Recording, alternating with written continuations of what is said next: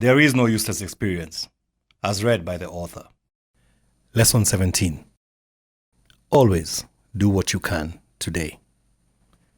Scottish historical novelist, playwright and poet of the 19th century, Walter Scott, said, "Death is not sleep.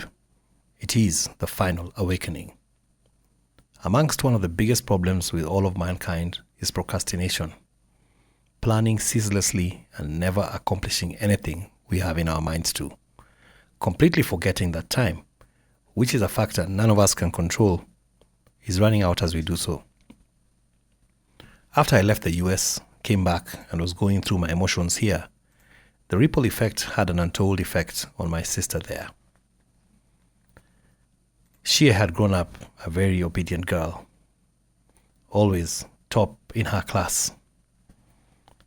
From primary school, frequently exchanging places with her best friends, Maureen Kamau, who remained her friend to the very end, and staying within the top 3 positions academically.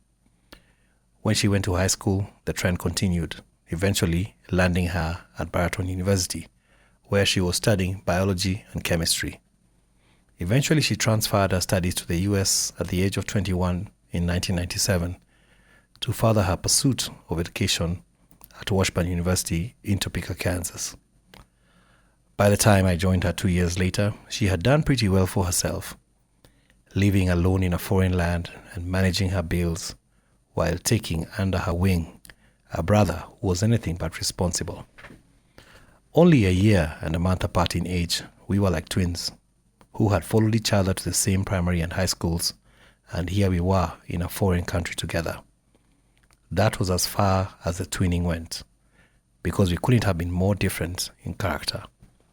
While she was a quintessential saver and would use her money well, I was the exuberant spendthrift, not averse to blowing away huge sums of money by spending it on things like long phone calls back home to my Kenyan girlfriend then.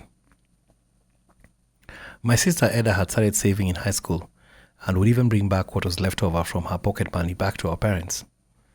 The differences in our approaches to money was a sure recipe for a world war.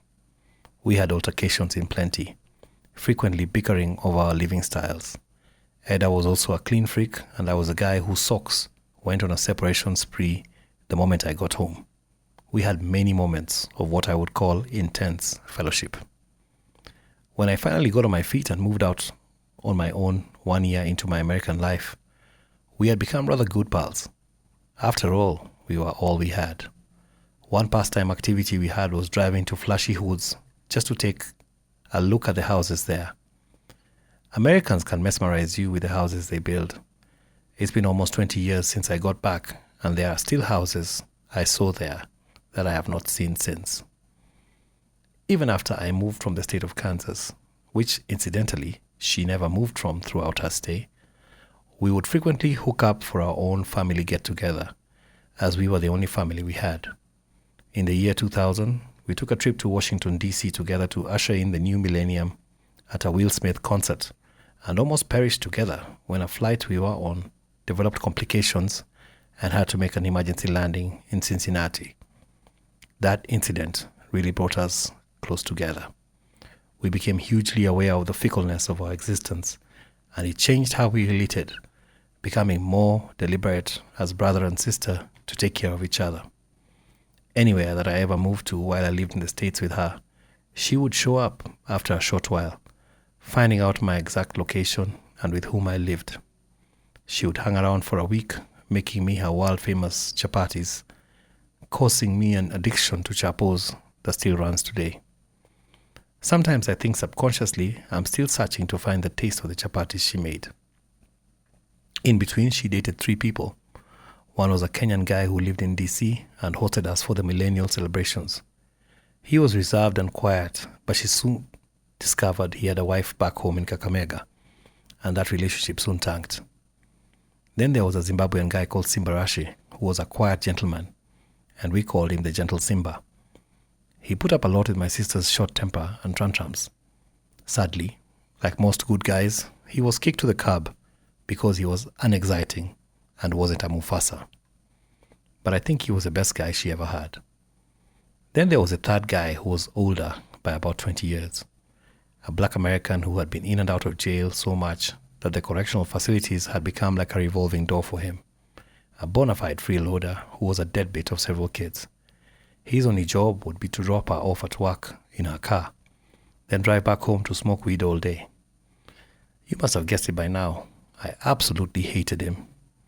He was also the one she never could shake off, and although they had split several times, somehow she just couldn't shake him off.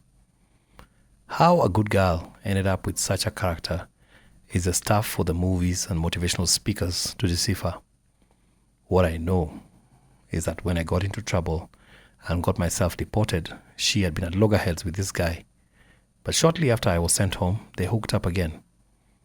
Whether it was the loneliness she felt or the fact that she liked taking projects like him under her wing, I don't know. She underwent some really tough times after my departure, and I would hear it in her voice when we spoke on the phone. She also began to get really broke all the time, and although she kept her job, which paid her pretty well, she wasn't in a position to help anybody. In fact, in 2006, our parents had to look for money to bail her out several times, something that had never happened in the years preceding that during her stay in the States. In the meantime, I was still finding my footing, and in 2008 I got a job as an operations coordinator in a multinational NGO in Mlango, Eldoret, which was a children's charity. It involved working with a lot of Americans who would come as volunteers to Kenya to help set up the children's home, and I fitted in like a glove because of my past year's experience.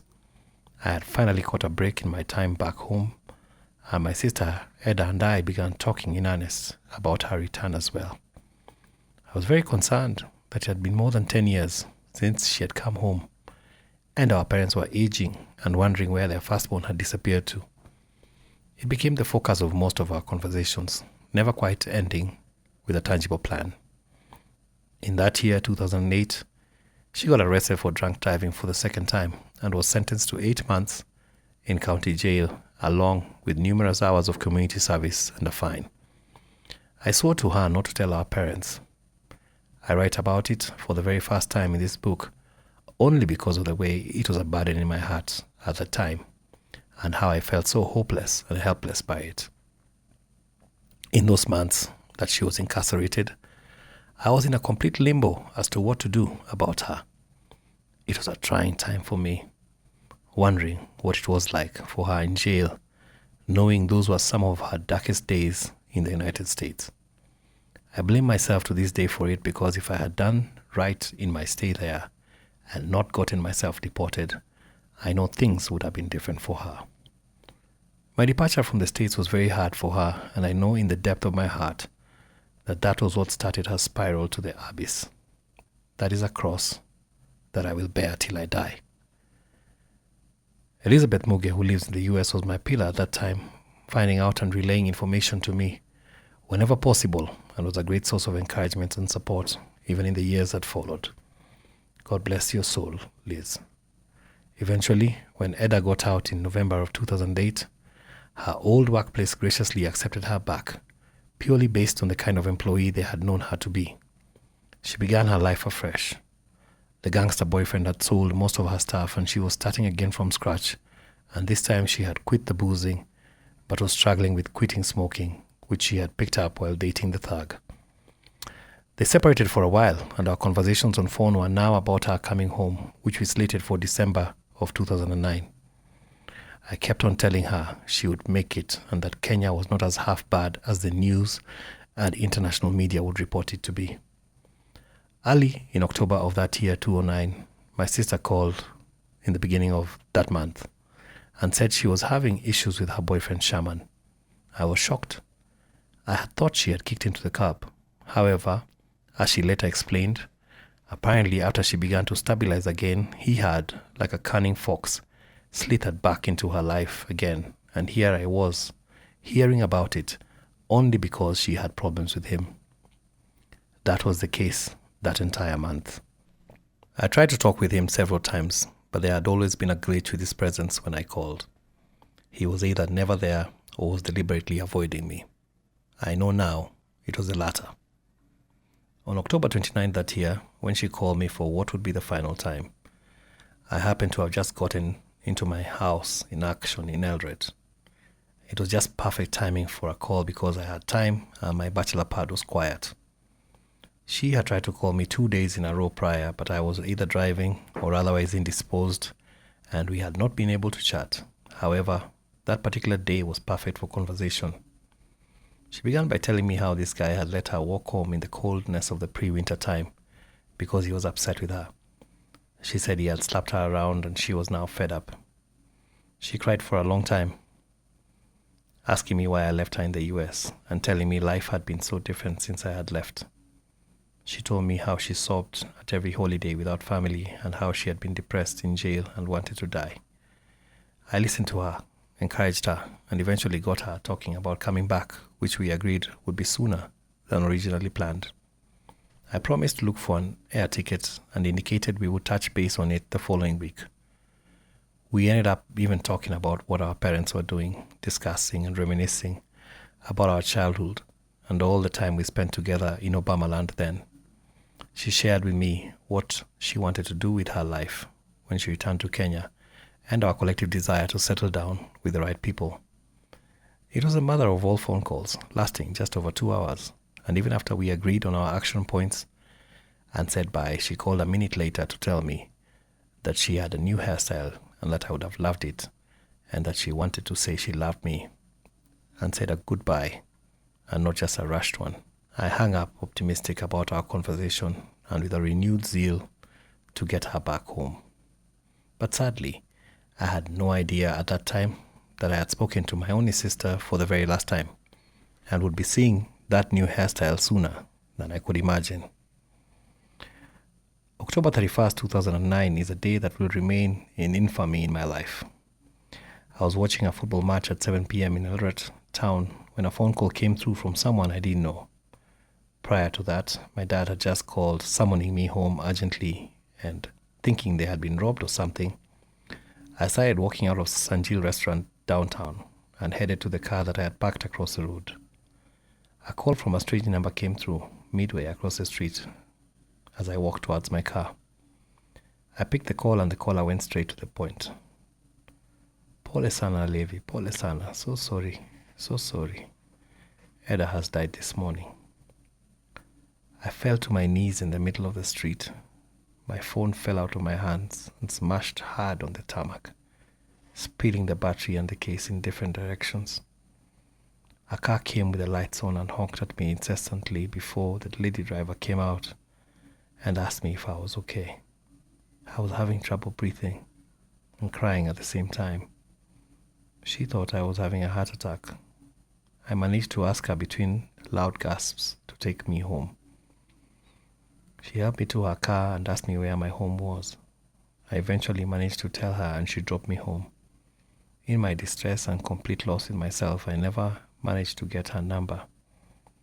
But I'm very grateful for her kindness in that moment. Eda Chemkung Tawarar had passed on at the age of 33 years and 3 months, killed by a man who had poisoned her with a horse tranquilizer.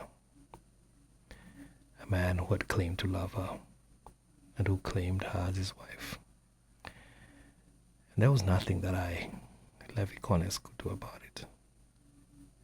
I wish I had known things were that bad. I wish I had moved faster to get her back home. I wish.